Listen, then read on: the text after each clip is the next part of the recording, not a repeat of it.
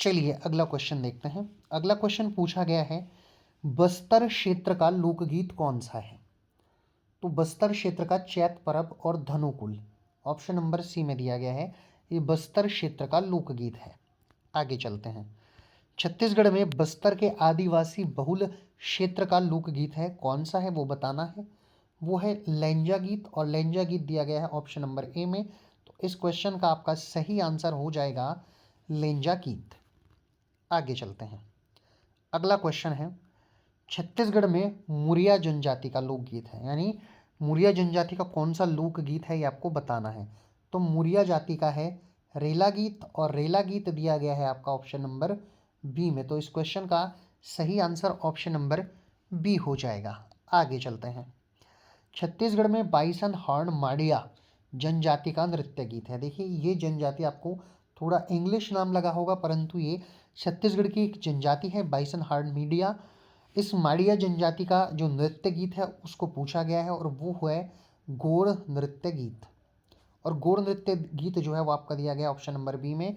तो इस क्वेश्चन का सही आंसर ऑप्शन नंबर बी है। आगे चलते हैं। छत्तीसगढ़ में होली के अवसर पर अश्लीलतापूर्ण परिहास में गाए जाने वाला लोकगीत है। ऐसे बहुत सारे स्टेट हैं जिनमें थोड़े अश्लीलता भरे लोकगीतों को जो है महत्व दिया जाता है, उनके बारे में बताया जाता है और उन गीतों को गाया जाता है। तो ऐसा होली के अवसर पर होता है, हर्षोल्लास का एक अवसर है, रंगों का त्यौहार है होली, उस पर गाया जाता है और उस गीत का नाम है दहकी गीत। दहकी गीत आपके ऑप्शन नंबर बी में दिया गया है, तो इस क्वेश्चन का सही आंसर ऑप्शन नंबर बी हो जाएगा। आगे चलते हैं। छत्तीसगढ़ में विवाह के अवसर पर हंसी मजाक करने के लिए गाए जाने वाला गीत है। तो ये है आपका भड़ोनी गीत। भड़ोनी गीत ऑप्शन नंबर बी में दिया गया है। आगे चलते हैं। छत्तीसगढ़ राज्य की खेल राजधानी किसे कहा जाता है आपको बताना है। आपके ऑप्शन दिए गए हैं भिलाई, कोरबा, बस्तर और कांकेर। तो इसका सही आंसर भिलाई है, जो कि दिया गया है ऑप्शन नंबर ए में। तो इस क्वेश्चन का सही आंसर ऑप्शन नंबर ए हो जाएगा। अगला क्वेश्चन, छत्तीसगढ़ में अंतिम मराठा सूबेदार कौन थे? तो वे थे Mahipat Rao Diwakar. Mahipat Rao Diwakar option number A में दिए गए हैं, ये इसका सही आंसर है। आगे चलते हैं।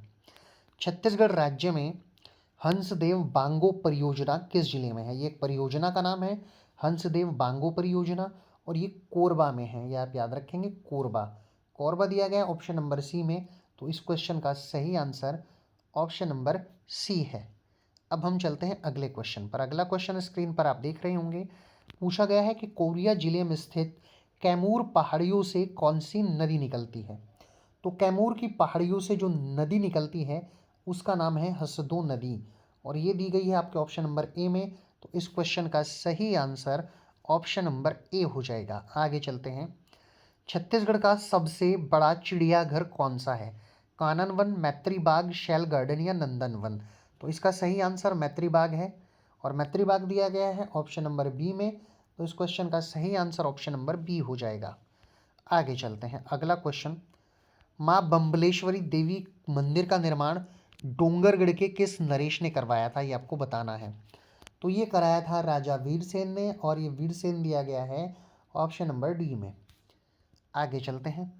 प्रसिद्ध जोगी गुफा छत्तीसगढ़ राज्य के किस जिले में है? तो ये है सरगुजा में। आगे चलते हैं। छत्तीसगढ़ के रायपुर शहर से किस शहर के बीच लिंक एक्सप्रेस चलती है? तो ये चलती है विशाखापत्तनम, ये आप याद रखेंगे विशाखापत्तनम। आगे चलते हैं। छत्तीसगढ़ी महासभा की स्थापना छेदीलाल बैरिस्टर ने खूबचंद बघेल की सहायता से की थी। तो ये की थी राजनांदगांव में। स्पेलिंग थोड़ा मिस्टेक है, ऑप्शन नंबर बी इस क्वेश्चन का सही आंसर है। आगे चलते हैं। आगे पूछा गया है, निम्न में से जशपुर जिले की तहसील कौन सी है? तो ये है पत्थल गांव। अगला क्वेश्चन देखते हैं। अमृतधारा जलप्रपात, ये प्रपात नहीं जलप्रपात है, ये आप याद रखेंगे। ये है कोरिया में, छत्तीसगढ़ राज्य के जिला पड़ता है कोरिया, उसमें ऑप्शन नंबर ए सही आंसर। आगे चलते हैं। निम्न में कौन सी नदी सरगुजा जिले में प्रवाहित होती है? तो वो नदी है रिहंद, ऑप्शन नंबर सी इसका सही आंसर है। आगे चलते हैं।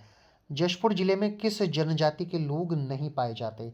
अब आपको याद रखना है नहीं के बारे में पूछा गया है, जो डां पाए जाएं वो है भतरा। ऑप्शन नंबर बी इस क्वेश्चन का करेक्ट आंसर हो जाएगा। आगे चलते हैं।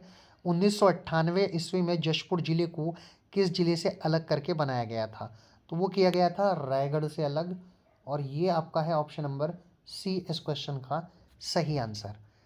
छत्तीसगढ़ राज्य का पहला जूट कारखाने के बारे में पूछा गया है, ये पड़ता है रायगढ़ में। आगे चलते हैं। राज्य में नए प्लास्टिक कॉम्प्लेक्स की स्थापना की गई है, कहाँ पर की गई है नए प्लास्टिक कॉम्प्लेक्स की स्थापना? रायपुर में। ऑप्शन नंबर बी सही आंसर। आगे चलते हैं। राज्य का रेशम के उत्पादन में कौन सा स्थान है? तो छत्तीसगढ़ राज्य का रेशम के उत्पादन में दूसरा स्थान है, और ऑप्शन भी दूसरा यानी कि बी करेक्ट आंसर है। आगे चलते हैं। देश के कुल लौह इस्पात का कितना प्रतिशत उत्पादन छत्तीसगढ़ राज्य से होता है? तो 15% का उत्पादन छत्तीसगढ़ राज्य अकेले करता है लोहे का, और ये दिया गया है आपके ऑप्शन नंबर सी में। आगे चलते हैं। छत्तीसगढ़ देश के कुल कितने प्रतिशत सीमेंट का उत्पादन करता है? तो छत्तीसगढ़ करता है 10%। ऑप्शन नंबर डी इसका करेक्ट आंसर हो जाएगा। आगे चलते हैं। राज्य में जूट का आधुनिक कारखाना कहाँ पर है? जूट का आधुनिक कारखाना है बिलासपुर में। ऑप्शन नंबर ए सही आंसर है। चावल की मिल वाला क्वेश्चन 2 बार आया है, इसको मैंने पहले करा दिया था आपको, और वृहद उद्योग के बारे में भी हमने बात कर ली थी।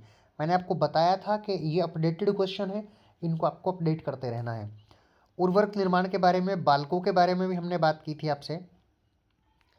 इस क्वेश्चन को देखते हैं। सूती वस्त्र बनाने के कारखाने के बारे में, ये पड़ता है आपका बिलासपुर व राजनांदगांव में, जहाँ सूती वस्त्र छत्तीसगढ़ में बनाए जाते हैं। तो ऑप्शन नंबर ए इस क्वेश्चन का सही आंसर है।